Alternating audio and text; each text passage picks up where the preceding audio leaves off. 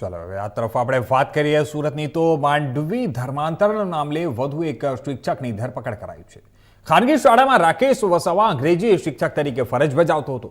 ધર્માંતરણના master mind Ramji ચૌધરીનો રહસ્ય સચિવ તરીકે રાકેશ વસાવા ઓળખાતો હતો. રાકેશ વસાવા ધર્માંતરણ માટે આવતા ફંડ, ફાળો, ખર્ચનો તમામ હિસાબ રાખતો હતો. કોનું ધર્માંતરણ કોની પાસે કરાવવું, કોને જવાબદારી સોંપવી અને તેનો રજિસ્ટર રાકેશ પોતે નિભાવતો હતો. અગાઉ 3 દિવસીય ખ્રિસ્તી કાર્યક્રમમાં રાકેશ વસાવાની મુખ્ય ભૂમિકા રહી અને એક સાથે 20 વ્યક્તિના ધર્માંતરણ મુદ્દે રાકેશ વસાવાની સંડોવણી બહાર આવી. રાકેશ વસાવા હાલ 5 દિવસના રિમાન્ડ હેઠળ છે. માંડવી ધર્માંતરણ કેસમાં કુલ 4 શિક્ષક અને 1 તબીબની પણ ધરપકડ થઈ ચૂકી છે.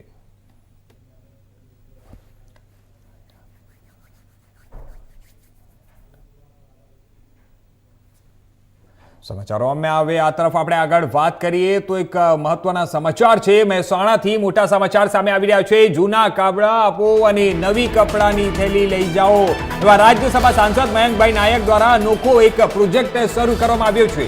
જે જણાવી રહ્યા મોટા અને મહત્વના સમાચાર છે. સેવાલય ખાતે જૂના કપડા આપી જાઓ અને આ કાપડની નવી થેલી લઈ જાઓ. આ થેલી વિધવા મહિલાઓ પાસે તૈયાર કરાવાઈ છે.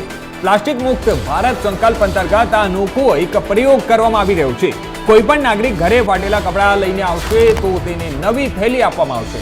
આ પ્રકારે આ મહત્વના અને મોટા સમાચાર જે સામે આવી રહ્યા છે જણાવી દઈએ મહેસાણાથી કે મહેસાણામાં આ એક આનંદર અને નવો પ્રયોગ કરવામાં આવી રહ્યો છે. રાજ્યસભાના સાંસદ તરફથી આ નવો પ્રયોગ કરવામાં આવ્યો છે. મોટા અને મહત્વના સમાચાર જે છે તે સામે આવ્યા છે. મહેસાણાથી રાજ્યસભાના સાંસદ મયંક નાયક દ્વારા આ અનોખો એક પ્રોજેક્ટ શરૂ કરવામાં આવ્યો છે.